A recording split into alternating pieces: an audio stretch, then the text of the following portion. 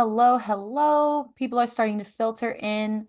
But thank you so much for joining us and good afternoon. My name is Jackie Muick, Advocacy and Communications Administrator for Maryland Realtors. I want to welcome you to this webinar, Serving the Neurodiverse Community. We have our moderator, Wayne Curtis, chair of our DEI Advisory Committee, along with Nayana Ammerman McLean, a third-generation real estate professional licensed as a realtor with Century 2021 New Millennium, and a certified behavioral data scientist specializing in vulnerable population housing acquisitions intel.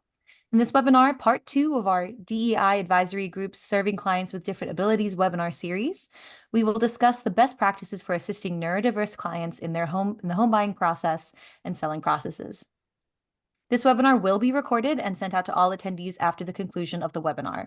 We encourage your questions and we will look forward to answering them. Please post all questions in the Q&A box at the bottom of your Zoom screen, and they will be answered at the end of the presentation. And with that, I'll turn it over to our DEI Advisory Committee Chair, Wayne.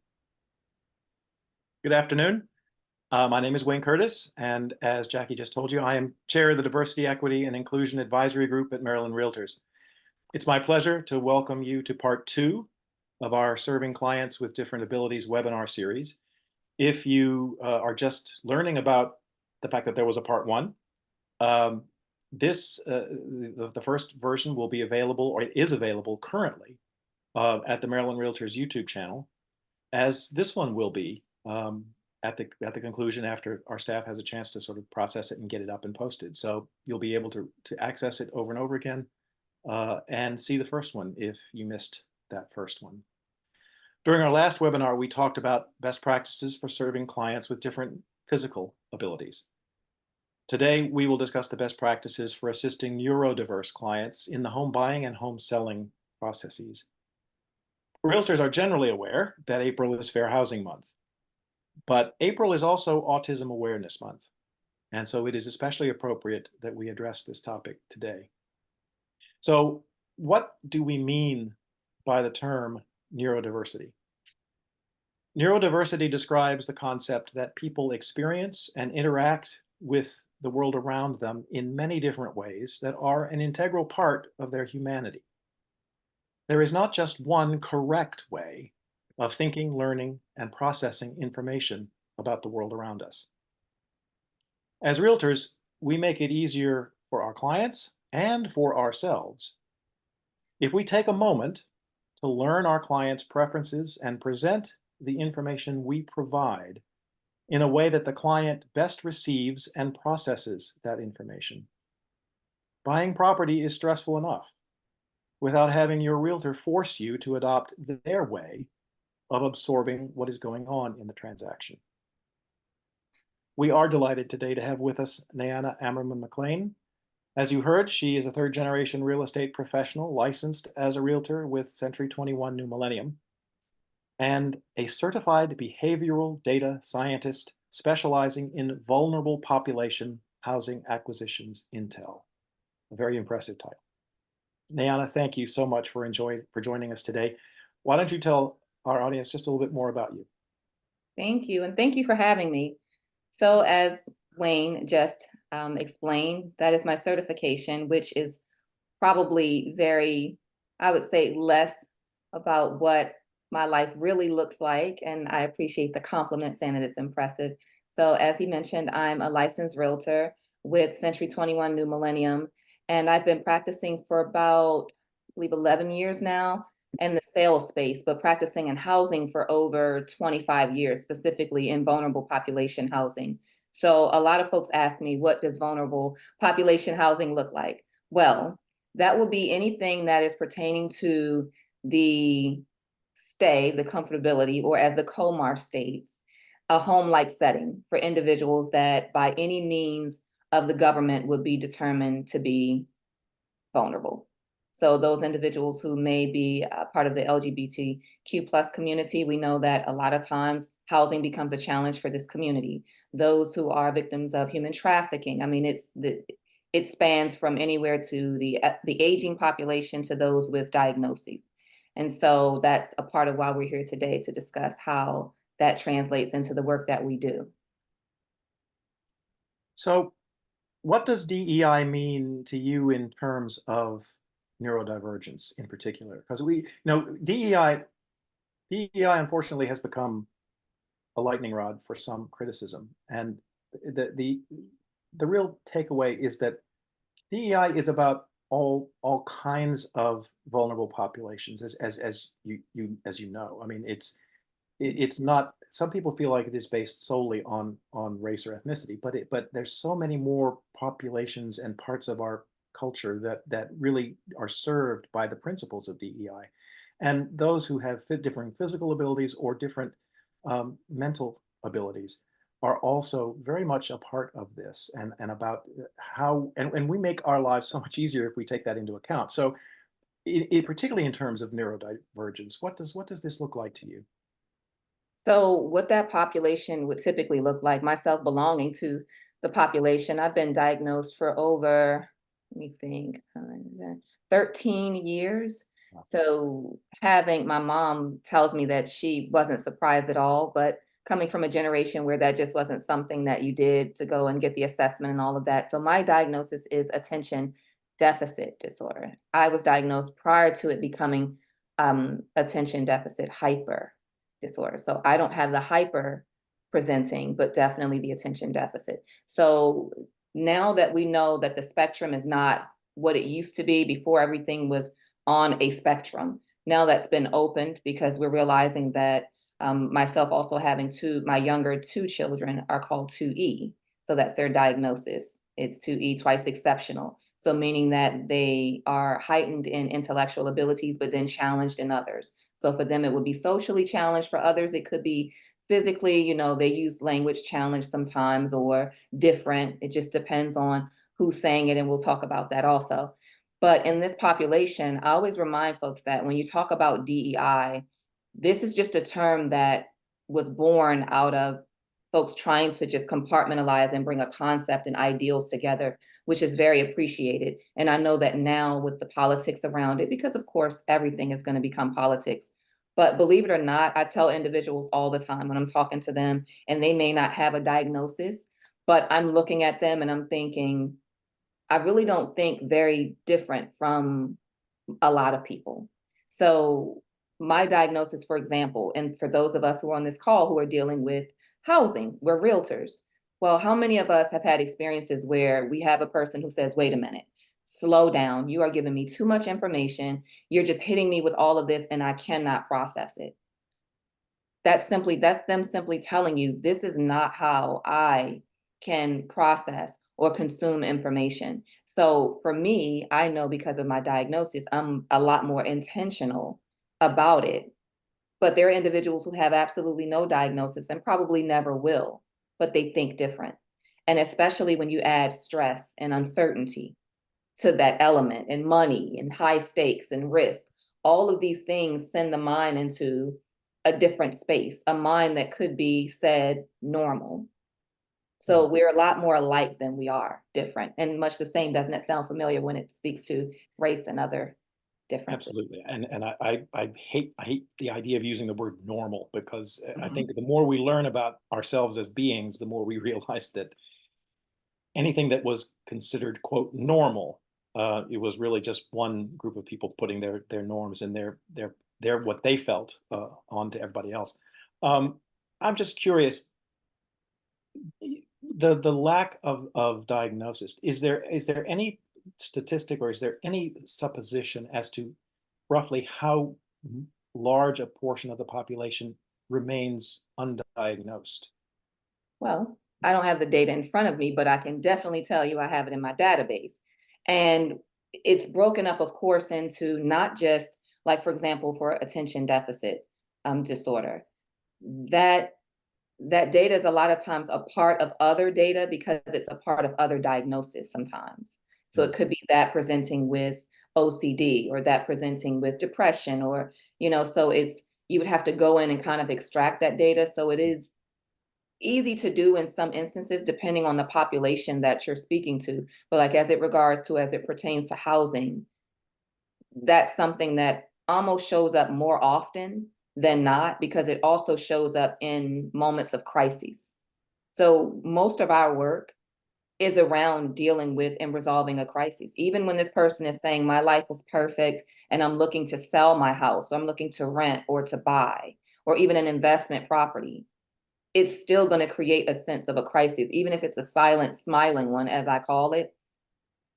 I already assume, and probably because I'm a little biased in understanding that this is something that I've lived with way before my diagnosis. I've known for as young as I can even remember that I was different in how I thought and processed information and took in the world even around me. It feels and looks very differently. And because of that, I concentrate and focus on things differently.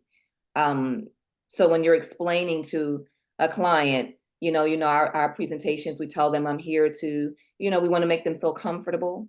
That's speaking pretty much to that non-diagnosis, but we're pretty much letting them know, I know your mind is going to do some things that it wouldn't normally do. And I'm just here to let you know that I understand. Mhm. So it's pretty And much more of the population than we think. and certainly the home buying process is a stressful, Mhm.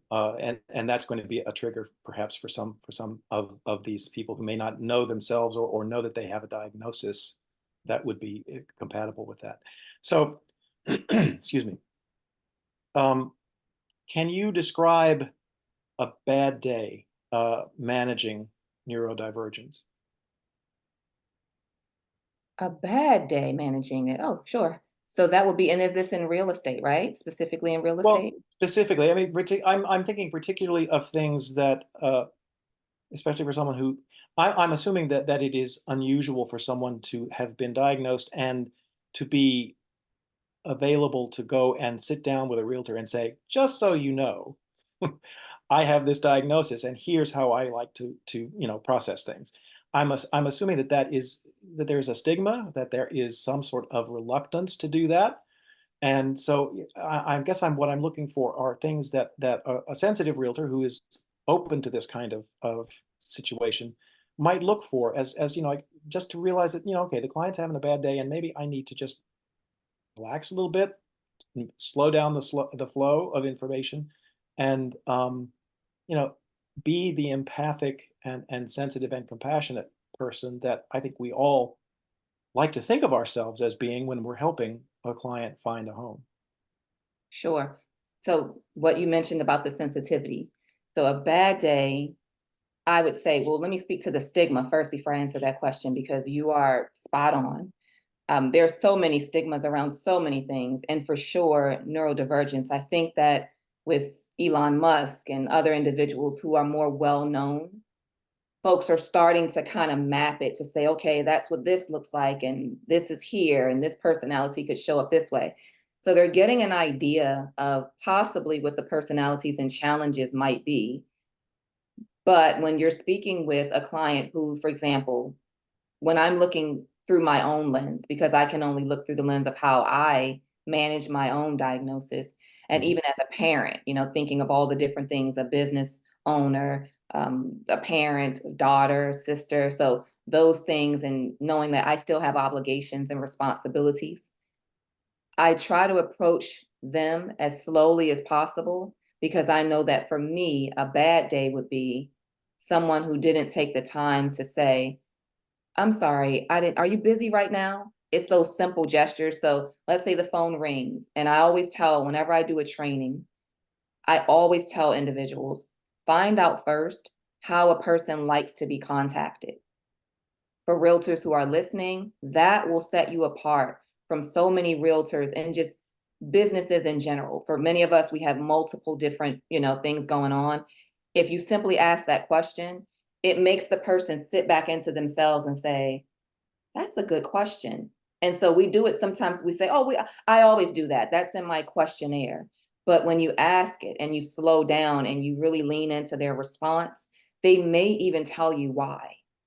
So there's a lot of information in that question to be gathered. So they'll say, not before or after this time, because my daughter has cheer, or my son has cheer. They'll tell you so and so has track, or I go to my counseling sessions at this time. Or they may even say, and I say this, if you call me a cold call, I'm going to retain very little of what you're saying to me. Mm. And it's not all the time people think that the diagnosis is what is causing you to respond in that way. And I tell individuals, it's not my diagnosis, it's my self-advocacy. I know how to manage and map out my day and how I best consume information, but also how I respond to it. So if you want a knowledgeable, prepared response from me, I need you to give me a moment. So what that will look like is you reaching out to me and say, hey, Nee, do you have a moment to talk around so-and-so time today? Even if it's immediate or urgent, obviously use your own discretion. If it's urgent, please call me screaming, let's get it done, place is on fire. But if it's something that you can frame and allow me to prepare, allow me to do that so that I can serve you in the best way possible. So that's the thing, because now if you put me on the spot and I give you an on the spot answer full of details, because realtors, we know quite a bit. I think we're pretty hot stuff. So if we're good at what we do, we're going to just hit you with all of the information, do this, do that. Oh no, that's a violation. Everything's going great. And it's layers of information that is going to require some action. So now they've put me on the spot with a bunch of information and I've had to do the same. And then we both hang up the phone and we say, what just happened? And we go on about our day. Because as you've been saying that, it is, I think, in many of our DNA to try and appear as confident and on top of things and to have all the information that we need just to get this done and to assure you as our client that all of this is under control. But that can sometimes lead us to sort of spew it out like a fire hydrant. And that may not always be the best way for the client to absorb it and learn how to act on it and think about it in a way that they can actually give the response that we are expecting from them. And you've mentioned a couple of acronyms in your answer. And so that leads me to think, I know it's hard to generalize, but for various types of diagnoses, is there a generalized pattern for how those folks absorb information differently from somebody else who has a different diagnosis, that you might be able to just sort of give us a brief overview of the kinds of things that we might run into, particularly if someone is not diagnosed? Good question. So I would say not necessarily, because it's specific to each individual.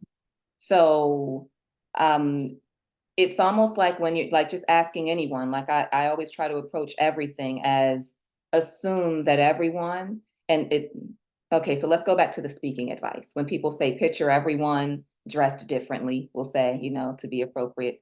And then it's supposed to help with speaking anxiety. So for me with neurodiversity, I say, imagine that everyone would like accessibility or accommodation considerations.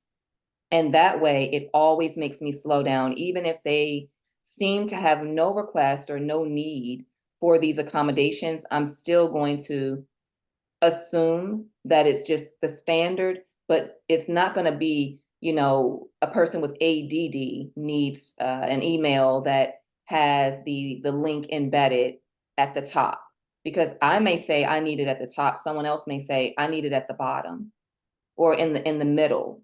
It just depends on the individual and how they manage their diagnoses. So when you're speaking to your clients, because remembering also, they may not even have a diagnosis or they may not be medicated. Remember, there's undiagnosed, then there's diagnosed and medicated. Then there's so many different things. There's therapy around it. Are you actively going to counseling? Are you actively engaging in time blocking and process and project management exercises? Are you around other individuals with your diagnoses? So the answer to that would be, I won't even say it's complicated. The answer would be no, you just have to ask, because they may not even know. But when you ask, it'll cause them to pause for a moment and think. And I even do sometimes when I ask the question, they're thinking it's just a regular, do you want me to email, text, or call? And I'll say, so for example, I'm asking you this because I know that a cold call will throw me off. And then it would in turn cause us both to risk miscommunication. We won't have anything to go back and reference. We can't go on our phone and say, oh, you know what, that's my fault. I did say Thursday, but I meant Wednesday. Both of you are wasting time saying I said and you said, So when you give them a point of reference, like an example, everyone can answer specifically to that moment. And it changes. There are moments where I'll say, a text is good, but this, just like with anyone else, they would say, I think this calls for a personal phone call. So just asking throughout the process, I find it helps with or without the diagnoses. But I can tell you that individuals who, my sons both are diagnosed with OCD, two different kinds of OCD. So the arguments in this household are very interesting.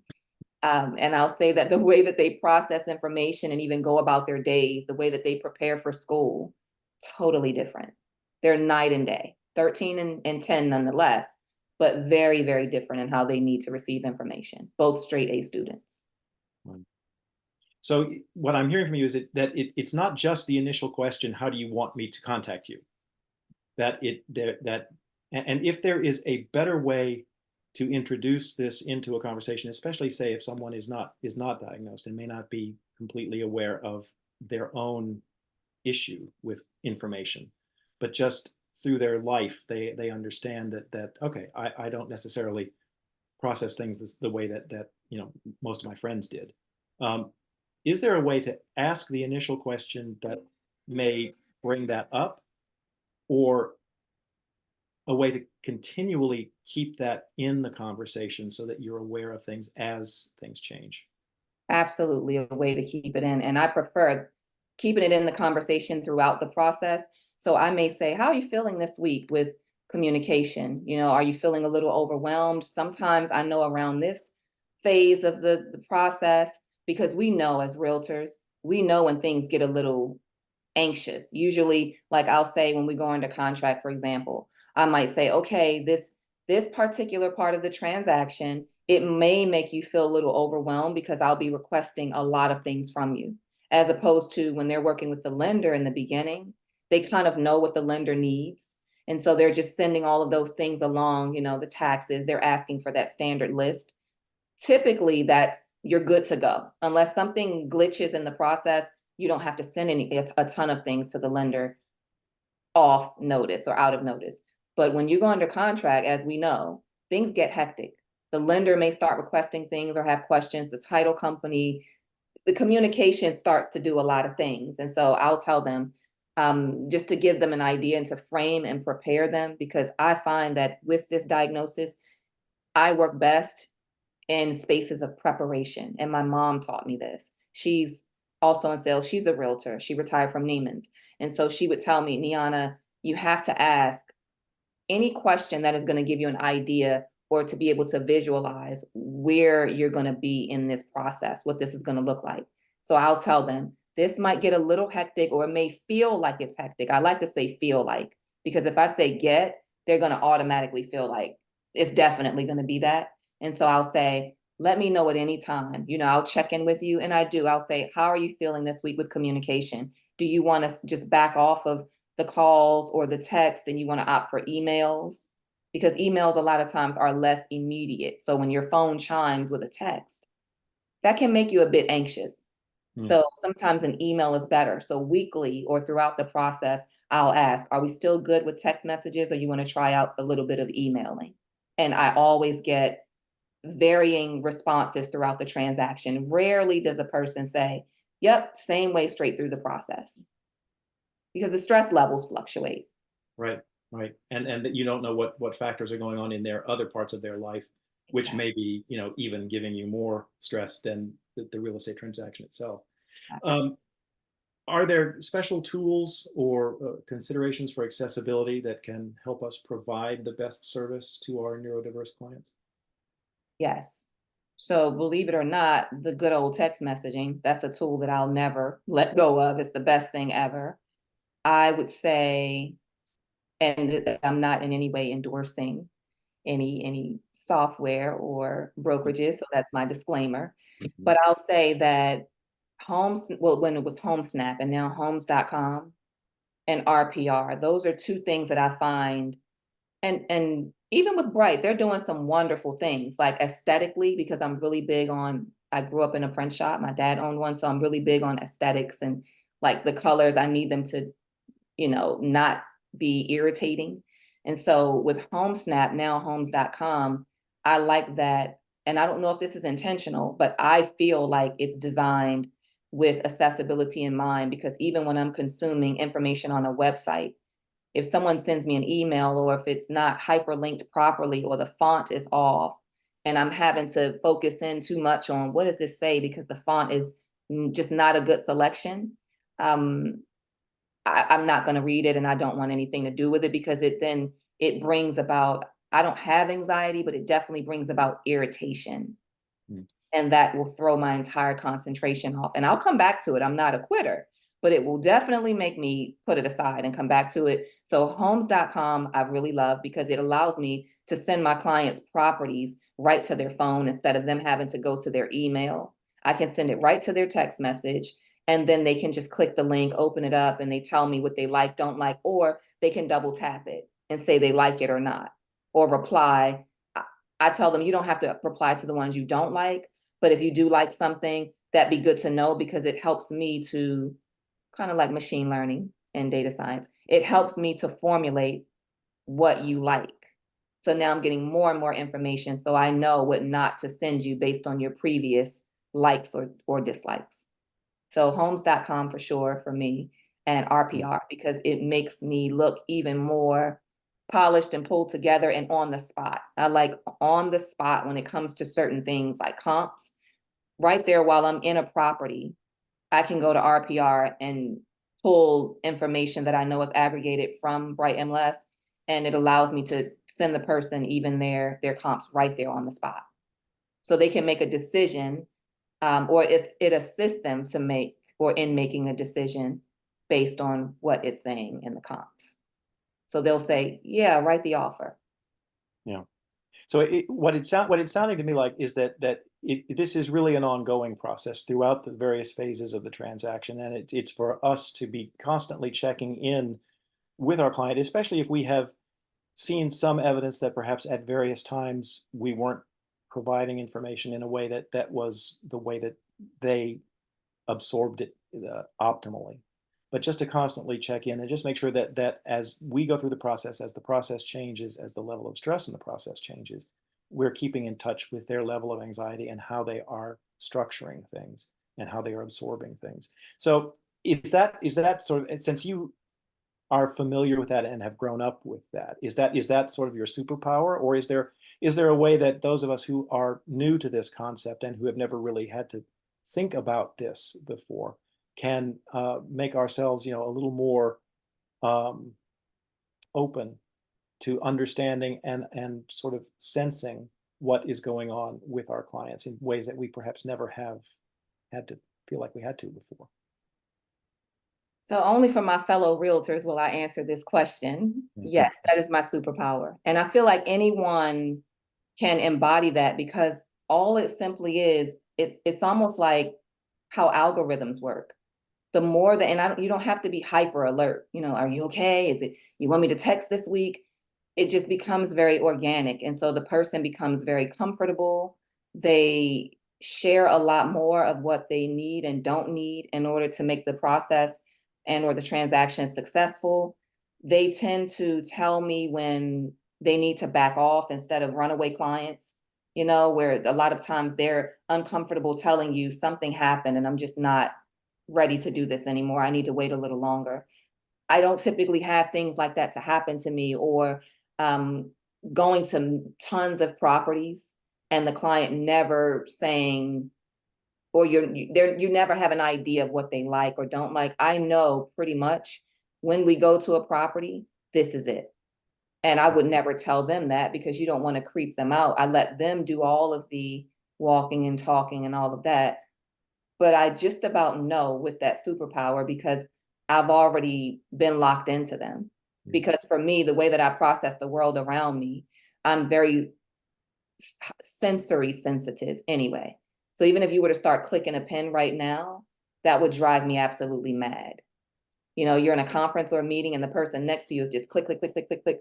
So because the world around me is already something that I have to process differently, much the same with the superpower, it allows me to be able to show up in that space mentally and emotionally where that person is, because I've had to rely on my senses around me so much, especially because of the stigmas. So you're so used to having to, just kind of stay somewhat looking normal and acting normal. So you know how to process and read a room. You have to, because your survival or comfort heavily depends on that. Well, and the point, I think the whole point of this webinar, in a sense, is so that I think we've all had clients through the years that we felt like we really weren't jiving with. We really were not. We weren't on tune with them. We weren't on the same wavelength, and that perhaps we just weren't open to the idea that maybe we were presenting information in a way that made them anxious, or that made them feel like we weren't paying attention to how they wanted to communicate. So let's go back to the buyer interview, or the first listing interview. Is there a way that we can ask a question that might help us determine if we need to change, if we need to be more sensitive, without necessarily offending or causing somebody to feel like, oh no, they're on to me. I have to come out and deal with that stigma of suddenly saying, are they going to want to work with me if they know that I process this differently? Because I would imagine that could be, for some folks, an issue. It's like coming out and saying, okay, this is who I am. And while we are sensitive to the fact that we want to process things in a way that they are comfortable with, they might not be ready to tell us that. Very true. And so rarely will a person, I won't say rarely, I'll say oftentimes, they may not come out and say, I'm neurodivergent. It's a little more popular now. Things become very much pop culture. And so they may say it, or they may say it as a joke. They'll say, oh, that's my ADD, or that's my ADHD. That may happen. I've come across that very often. Yeah. But I will say there's certain language that should grab our attention, because remember, we said, even if they're not diagnosed, we know when we're a little different. We know when we see and feel the world around us differently. So we can listen to specific language. So they may say, you're during the presentation, and you're telling them all of how wonderful you are and why they should select you. And in the middle of you, it's just getting to the flowery part, and you're getting ready to bring it home. And they say, so how much does it cost? They're pretty much letting you know on their body language and with their words, you're overwhelming me with trivial things. I'm less interested in that. So they're letting you know, moving forward, they're pretty much a bottom line kind of person. So it doesn't mean you say, wow, that was awfully curt of this person, or they're just letting you know that this would be the best way to communicate with them. So for your next conversation, because you would certainly answer the question, you'd say, oh, I'm sorry about that. Yes. So, when you go into your whole, our rates are negotiable and blah, blah, blah. So when they respond in that way, for those of us because you don't have to be a behavioral data scientist to understand, we all have brains, we all experience the world around us. We can read a room pretty well. That's why we're realtors, and we're Maryland realtors at that. So I think we're pretty sharp with that. Yes. When you speak to a client what they need. So they will tell you how to deal with them. So they may, like I said, you have the one that cuts you off and it's curt. They're telling you bottom line in it. You're confusing me. Then you may have the one that tells you they're experiencing anxiety, just overall, work, the children, whatever, the neighbor, whatever's going on in their lives. And they will say, so because I have so much going on in my life, I really need to slow down. And to a realtor, we hear that as them saying they're not ready to move forward, or they're going to waste our time, because as realtors, remember, we have our own fears of our time being wasted. Mm-hmm. But oftentimes that's not what they're saying. I've had realtors to tell me I need to slow down. Clients to tell me I need to slow down, but they do come back around. I don't keep calling. And I know this is taboo. So another disclaimer. Yes, we should follow up. And yes, there's a follow-up formula, but timing is important in following that formula. So when they're giving you body language and tone, because for me, I'm very sensitive to tone. That's something that that's a way for me to be able to navigate the space around me. I have to really hone into body language and tone. And so they'll tell you, now is not a good time. I'm sorry, it's just not a good time. That tone may be off-putting, but they're telling you. So really, there's no specific way for them to say, this is what's going on with me. I have a diagnosis. They may or they may not, but it'll definitely show up in their tone, their body language, and even how they respond or don't respond to your communication. If they're not responding to emails and text messages, there could be something there. I find that to be the case most often. There's some form of neurodivergence in some way going on there, even if it's temporary associated with the transaction.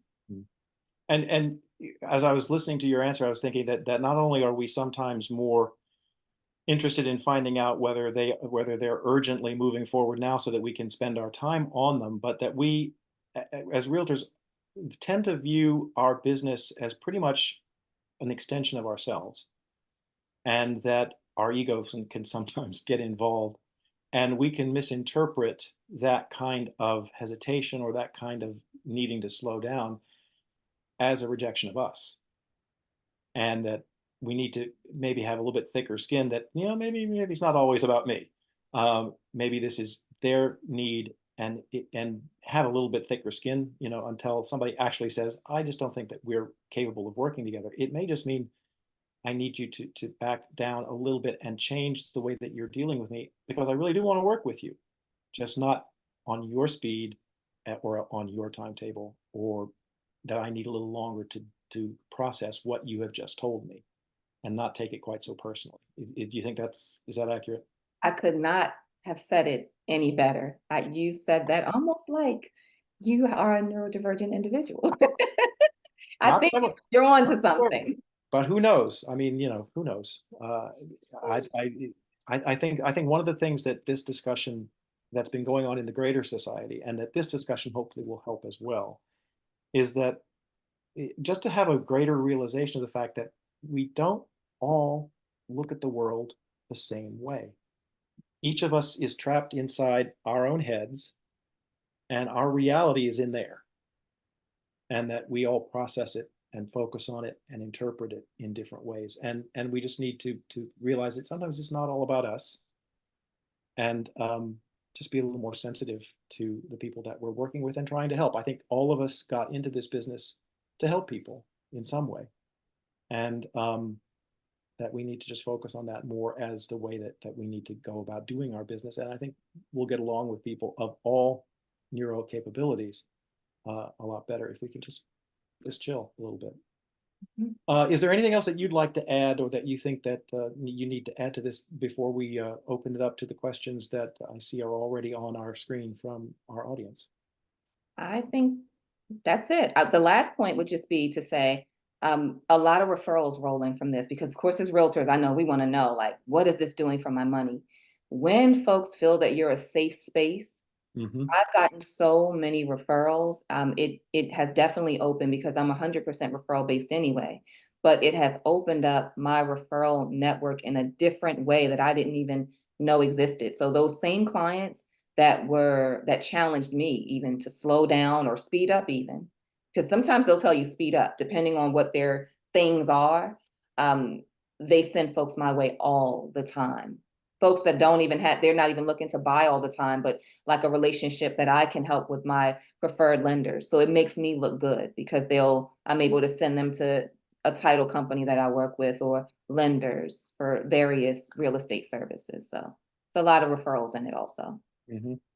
Well, and especially I think once you gain a reputation of being somebody who actually is open to customizing the way that you do things to make your clients more comfortable, no matter what the client needs or wants, that's usually the kind of thing that builds that kind of personal loyalty.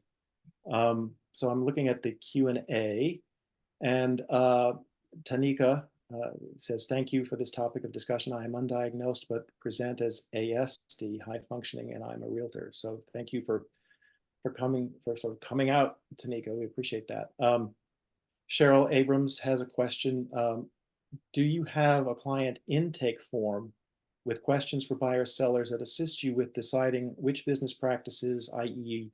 detail-oriented explanation versus get to the point, mode of communications, i.e. text or email, that will aid in better communication and understanding of how to work with the client. That, I mean, it's not always just about asking the question voice to voice, but is there a way that you can have specific questions, say on an intake form, that might help you determine and sort of decipher some of these issues without having to ask the question?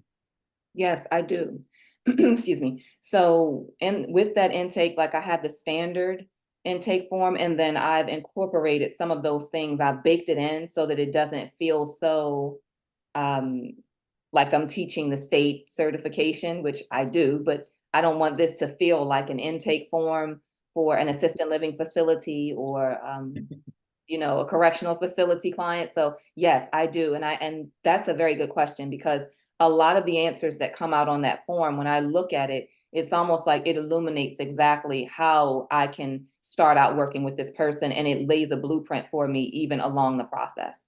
So I know how they're going to respond. Like I said, when we go under contract and things might get hectic, they've already told me. So I know not to keep calling them every minute. I try to gather all of my questions and hit them with those at once.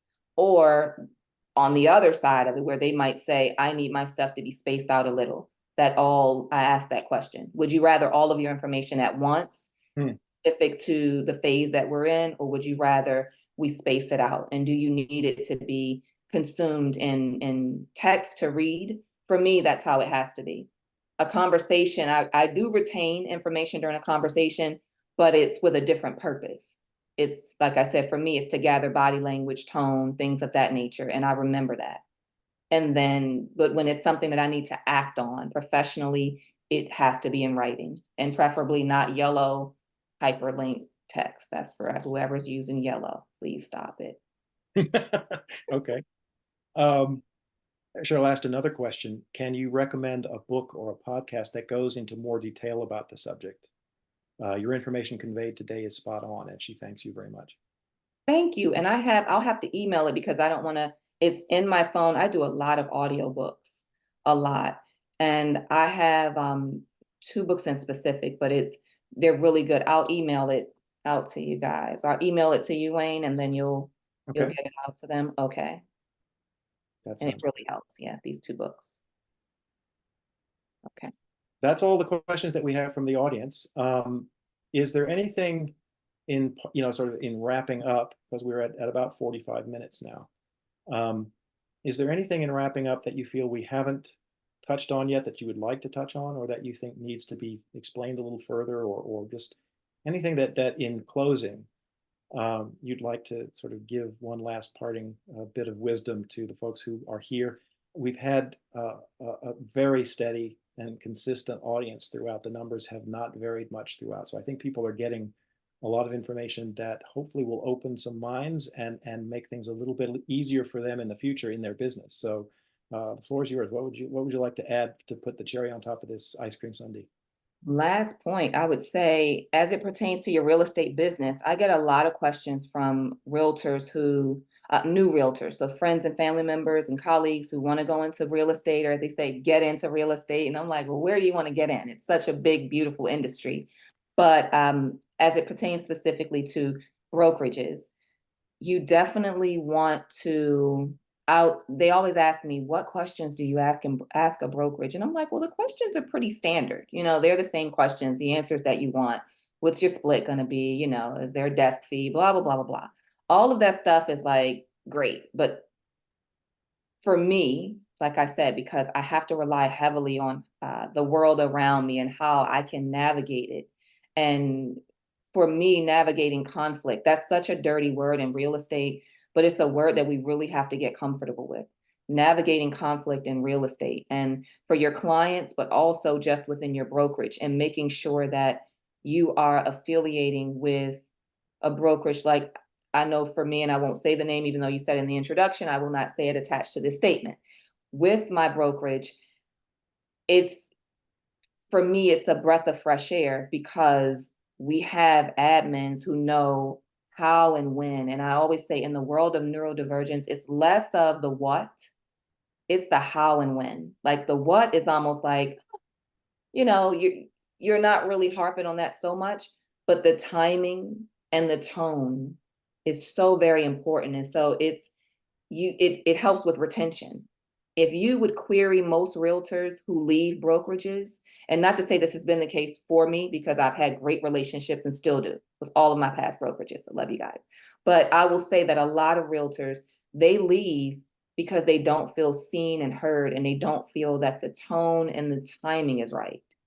That's so important, especially because you don't know if someone's dealing with everything coming at them at once. And then remember, after we do all of this stuff for our client and we're the star of the show, we have to get paid, remember? So now that's a whole process in and of itself to navigate. So asking that question, along with the other questions, asking what is the pay process like, not just with the software, but how will your team communicate with me as it pertains to my compensation? Any broker who's on this call, anyone who knows a broker, friends with a broker, or will become a broker, that is so important. The managers have to understand that. Most folks will get frustrated and leave because the conflict it becomes very trivial. And when you're living in a world of neurodivergence, things that are trivial they don't show up the same way for the person who is not experiencing or living with neurodivergence. So those are things that distract you from your list of things that you have to be on top of. So that means that while you're dealing with something that seems very prickly, because I find that sometimes brokerage relations can become it's like a porcupine. So I think that the best is when you have a team that can say, hey, listen, you're not going to be paid on time, so don't wait because you didn't do your paperwork. That's good, because they'll say, I don't know what you're waiting for because you didn't submit this, and this. And then as a person living with neurodivergence, you can process that and say, okay, let me go down this list and handle this, and this. But when you're calling around and then there's a lot of tones involved and timing, it's almost a recipe for disaster. It's a storm brewing. Mm-hmm. But I don't think that's something in a corporate setting that folks consider. So you end up losing so much wonderful and highly capable talent because the tone and the timing is not there in the staff or with the staff at a leadership level. It's good advice, not just for the agent dealing with the client, but for the broker dealing with the agent, because we all, like I say, we all deal with the world differently. So if we can structure things that we can reduce this kind of conflict, I think everybody will be a lot happier and a lot less stressful. And boy, do we need a world with less stress. Yes, not too many emails. All of that is good. So I must say that that's something that I'm experiencing in a good way, and a good day. What a good day in real estate looks like for me is what I'm currently experiencing. I do have an experience where that's going. I feel that it's in alignment with accessibility and all those things. Not that they know that, but that's how it feels to me. Maybe they know that now. Deanna, thank you so much for sharing your passion and your personal journey. I know it is not easy sometimes to put yourself out there and be a part of the situation or the condition that you are advising everybody on. And it takes some bravery and some real compassion for what you're trying to do. And I appreciate that very much for what you did with us today. I hope that everybody in our audience found this really helpful. And again, if you missed the first webinar, it is available on the Maryland Realtors YouTube channel. This one will be available on the YouTube channel. Everyone who registered will get that link as soon as it is available. And I can't think of a better way to end this just by saying everybody had a great Fair Housing Month and a great Autism Awareness Month, and hopefully we'll be much more aware throughout the year. So thank you again. Thank you. Thank you everyone for your attendance, and thank you both Neanna and Wayne for your time. This has been delightful. As a reminder again, yes, this was recorded and it will be available on our YouTube page in the next 2 business days. If you have any questions, you are welcome to email us at webinar@mdrealtor.org. Have a great rest of your day. Thank you both so much again.